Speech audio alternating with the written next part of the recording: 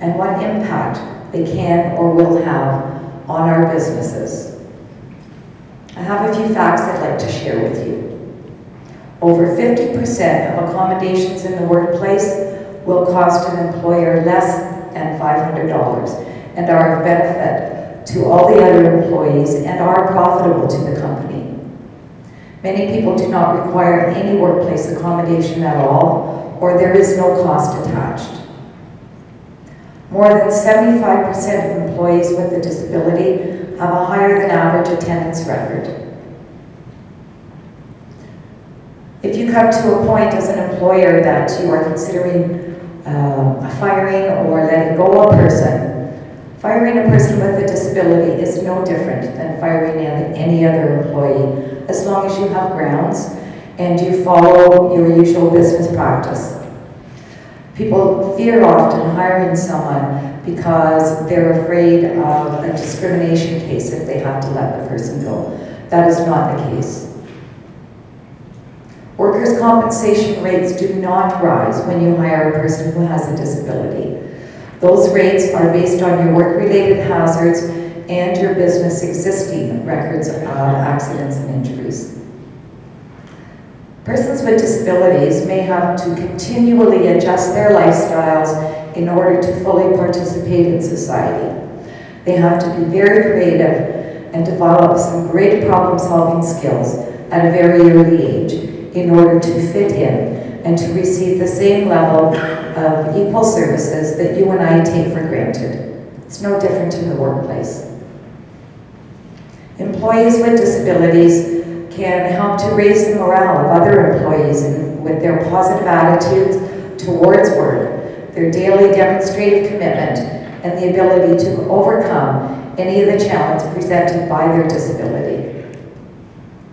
Hiring people with disabilities in your workforce can increase sales to other customers who have disabilities and to customers related to people with disabilities. The disability-related market includes people with disabilities, family members, friends, and people with an understanding or a sensitivity to the issue that a disability may represent. That's a huge market segment for you as an employer. People with disabilities are often misunderstood and feared, and that's prevented many from being able to contribute their talents, education, and skills to the workforce. People with disabilities can and do want to work. In Ontario alone, 16.5% of the population has a disability. Within the working population of people, that's ages 15 to 64, it's approximately 12%. And nearly 50% of that working population are unemployed. Now there's a labor pool to tap into. Every venue of education, talent, and skill just waiting for that job. Disability affects 1 in 7 people in Ontario. Projections for the year 2025 are 1 in 5. Disability can and does affect people of every culture, race, color, creed or religion, sex, ancestry, and age. In and of itself, disability is very diverse and very inclusive. I'd like to share a little bit about something the federal government has recently announced is in the process of doing. They have created a panel. It's called the Federal Panel on Labor Market Opportunities for Persons with Disabilities, and it was formed as a part of the 2012 Economic Action Plan. The panel, chaired by Kenneth Frieden, a lawyer with Deloitte and Touche, is doing consultations and preparing a report for the Finance Minister, Jim Flaherty, and it should be ready by the end of December. The panel has met. Some of the other members include Dr. Gary Birch, Executive Director of Neil Squire Society, Kathy Martin, Senior Vice President of Human Resources with Loblaws Companies, and Mark Wafer, owner of Medline Inc., which operates several Tim Hortons franchises throughout Ontario.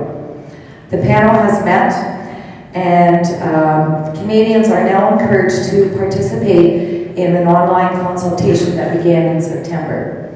They want feedback from employers on how you have recruited and supported employees with disabilities at various stages in their careers, challenges that businesses may face in hiring and keeping employees with disabilities, and how best practices have benefited businesses. They are looking to employers to complete this online survey. I do have information about the link. I do apologize, I don't have a PowerPoint. Technology and myself do not get along very well. But I do have a couple of pages, handouts of any of these pieces of this that you may be interested following our presentation.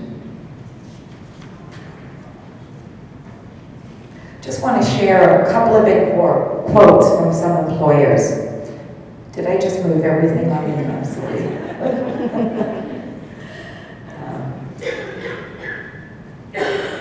Hiring an employee supported by an agency has always been great.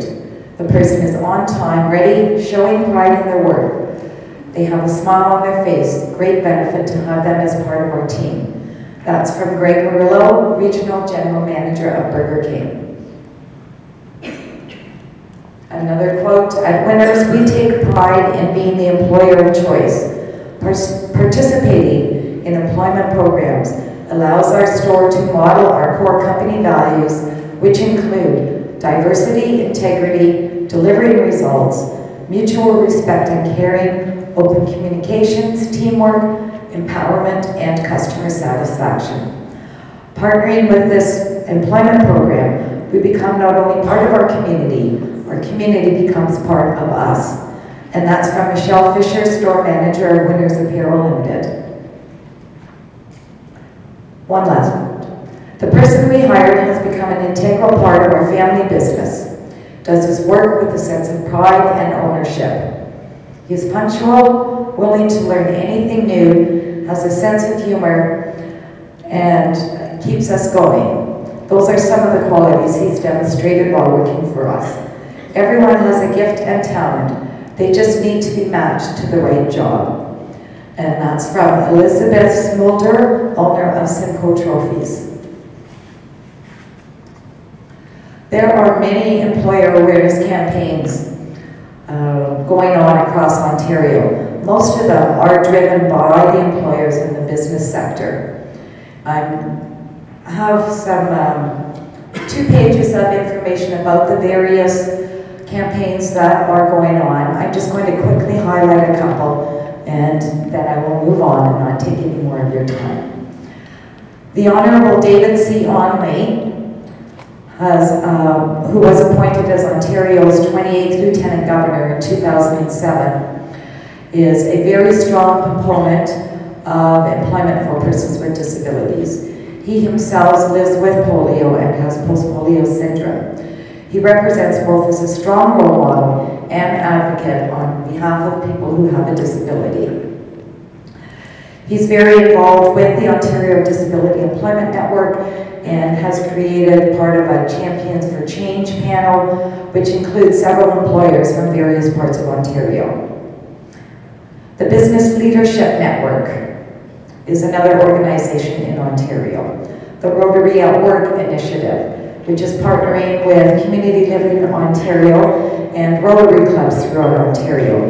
They deliver speeches to Rotary members, supporting the idea of hiring persons with disabilities at their workplace.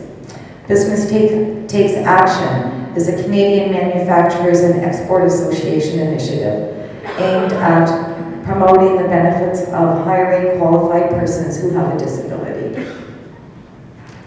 The Ability First Coalition is a business-to-business partnership that aims to bring business people together to share best practices and experiences related to hiring and retaining persons with disabilities.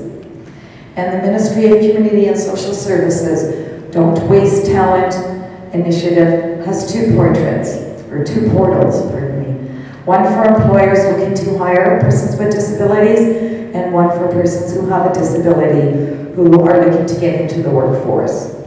Those are a few of the many organizations that are very active across Ontario.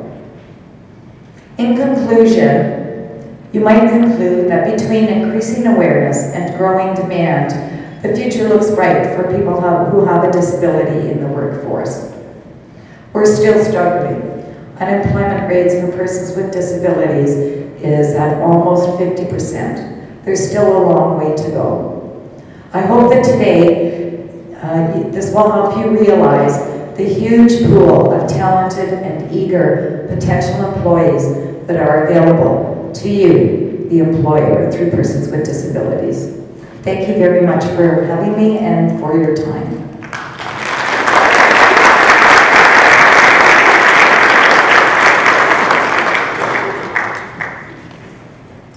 Thank you very much, Debbie.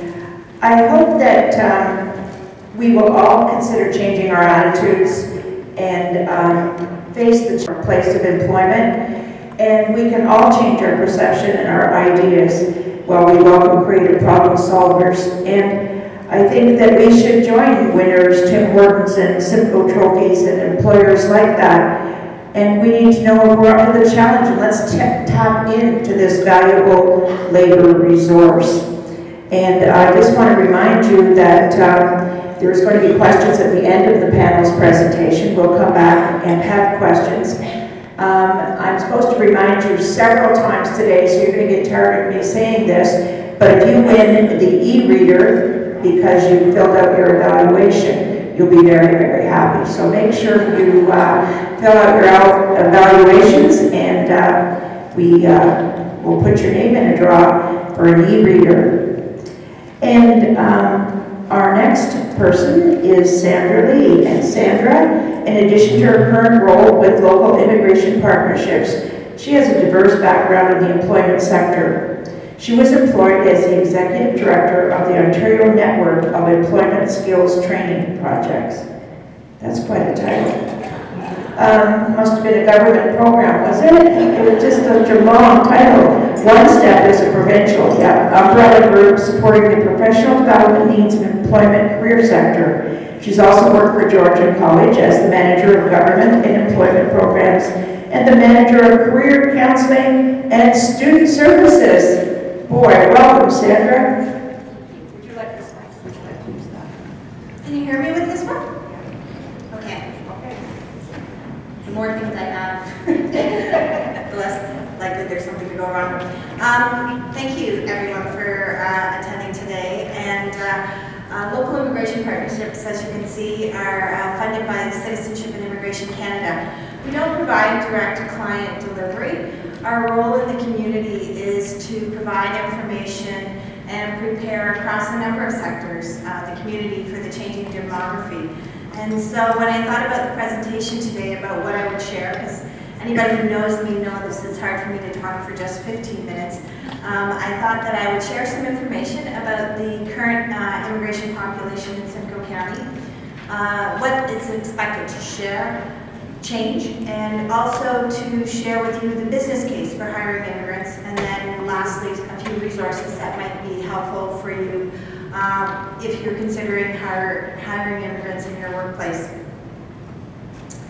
So in 2006, which is the latest census data that we have, 12.3% of the population in Simcoe County identified as being foreign-born, and that represented an 18.1% increase over the prior census period in 2001. The 2011 Stats Canada information will be available. We're waiting for the language statistics, which will be released in 2 weeks. And the full immigration stats will be available in May of 2013. Because we know that anecdotally through the research that we conducted in the last year that there is a growing immigrant population even beyond this 2006 data. We certainly heard it anecdotally from service delivery organizations that they're experiencing more immigrants walking through their doors. And we also heard from ethnocultural and faith-based organizations that their memberships are growing. A lot of the time in Simcoe County, we don't think that immigration really affects us in the same way as it does large urban areas. And so it's really interesting to see this one quote, which comes from Rural and Small Town Canada Analysis Bulletin, that as far as the rural area, we have some of the highest numbers in terms of absolute and percentages. So that's the snapshot in 2006. What will it look moving forward? The population increase is projected to grow in Simcoe County to 667,000. In 2011, it was 446 according to the census. So where will those people come from? According to statistics that we have from the Ministry of Finance, most of the population growth in Simcoe County will come from people who move from another part of Ontario into Simcoe County. So that could be anywhere in Ontario, so they could be coming from Sudbury, anywhere in Ontario. But if you look at the population of Ontario as a whole in 2011, 38% of the population of Ontario was in the City of Toronto, Peel Region, and York Region. And those municipalities are adjacent to the County of Simcoe, and they're within commuting distance.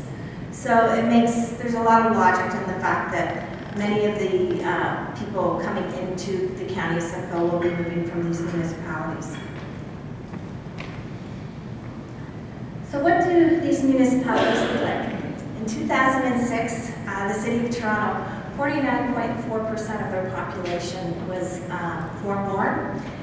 Peel Region was just behind them with 48.4%, and York Region, which borders us, is 42.6%. And those are 2006 statistical stats, so those populations have grown. We know that the City of Toronto is over 50% at this time. So what's the business case? We need to look at the changing labor market, the changing Canadian-Ontario consumer base, and we also want to look at what are the merits of immigrants themselves. So those who worked in the field of employment, and I know that there are a number here, we've heard for a long time that there's an aging baby boom population. We've been talking about it. But these are some of the actual stats. So in 2001, if we look at the Ontario labor supply, 678,000 workers in Ontario were over the age of 55. 10 years later, that number had changed to 1.268 million. As a percentage, because the labor market had actually grown during that time, in 2001, those numbers represented 10.72% of the labor force. In 2011, that represented 17.37% of the labor force. So a huge amount of the labor force is represented by that number. And then when we look at our unemployment rates in 2001, those unemployed that were over the age of 55 were 4.3%, whereas provincially the number was 6.3%. And in 2011, you can see it was 6.2 versus 7.8. So those over the age of 55 are consistently faring better in the labor market than other age cohorts. What really struck me when I was looking at the statistical information, though, was the difference in the participation rate between 2001 and 2011. And you can see that there's almost a 10% difference in the participation rate. And if the number behind it is what the provincial number was. And so you can see that really actively in the Ontario labor market right now, we have a number of people over the they're not going to stay there. And so how are we going to replace that 17.37% of the labor force? The other part that I mentioned besides the labor supply is the consumer base. What is the consumer base? So if you're a business and you're thinking about who's going to be purchasing your goods or who's going to be attracted for tourism, what does the community of Ontario look like, or the community of Canada, because we have a changing demography. And so in 2006, Stats Canada, these three communities that are adjacent to us, this is how folks had identified themselves as far as their ethnicity in the 2006 census. And so you can see there's a change in the visible minority populations that are adjacent to us. We don't right now have huge visible minority populations in Simcoe County, although it's growing. And so you can see that that will change. And from a consumer base, thinking about marketing to a different consumer base. And this just sort of tracks, not only I gave you sort of some regional information, but also from a national perspective, because if you're an employer, you might be producing goods that are going to be consumed all over Canada. You can see how the proportion of visible minorities has increased over this 20-year period, and very much in the large urban areas. So immigrants bring with them global business experience, and through our research, I love this one gentleman that I met, and his background was in purchasing. And when he came to Canada, although he had worked several years in another country, another couple of countries in purchasing, he got a job here in Canada in Tim Hortons. And he was going for interviews and going for interviews. And he was in an interview, I think, as he became more bold. And the person who was interviewing him said, you know, I'm really worried about your lack of Canadian work experience. And he said to the person who was interviewing him, you have a company full of people with Canadian work experience. What I bring is international work experience. And I think that, you know, that's one of the pieces the Conference Board of Canada is really clear, that there's a real opportunities for innovation by bringing people on board in your organization who have experience in other countries and other workplaces and other cultures. This particular company in Toronto works in technology. You can see the quote from the general manager. Nearly 50% of their workforce is newcomer, and they have offices in other countries of the United States, Vietnam, and China.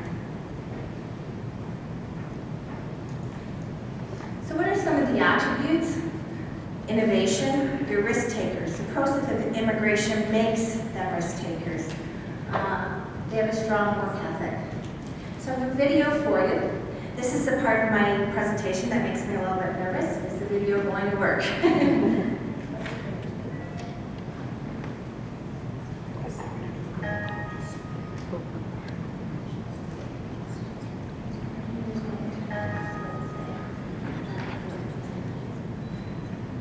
Resources on the internet though, and hireimmigrants.ca. So I also said that I was going to highlight some resources that would be available for you if you're interested in hiring immigrants.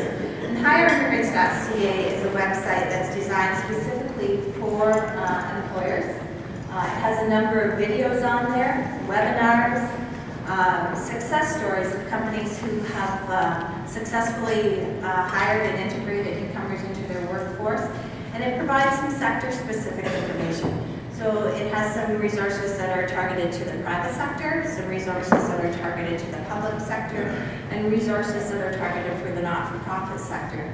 You can see they've developed this roadmap for employers that breaks out information about supporting recruiting. You know, what practices you need to consider for recruiting, for selecting, for onboarding, and just some general retention practices. There's some great videos on there. It'll walk you through, for example, a scenario in a workplace with a manager and a situation that kind of goes astray, isn't well handled in the workplace in regards to interactions with coworkers and an immigrant. And then I'll have a second video that replays the scenario with the manager handling the situation in a different way. So some real practical examples of what might happen in the workplace and really support a different outcome. Career Edge is actually an organization that supports recruitment for individuals, not only who are immigrants, but also for people with disabilities and young graduates. And their program, Career Bridge, They're internship programs, and so you enter an agreement with them. It might be 3 months in length, it might be 12 months in length, but allows you to provide somebody with some work experience in your workplace, but also there's no long-term obligation. So if you're interested in hiring somebody, it gives you an opportunity to sort of test the waters, to speak, but on the other hand, you're giving them a chance for some Canadian work experience. And the last piece is Foreign Credentials Referral Office. And so for many people who might be considering hiring an immigrant, one of the concerns that come up is credential recognition, Canadian work experience. And so the Foreign Credentials Referral Office has designed a handout. I have a copy of it. I have copies that I can bring in to distribute if people are interested. And that it was raining when I came, so I thought I'd bring them in at lunchtime. But this particular guide is designed for small, medium enterprises. It provides an overview of the different immigration classifications, how they could work for your business, and it provides some tips for selecting and onboarding, recruiting, and retaining immigrants in your workplace. And that's it. So thank you very much for your time today.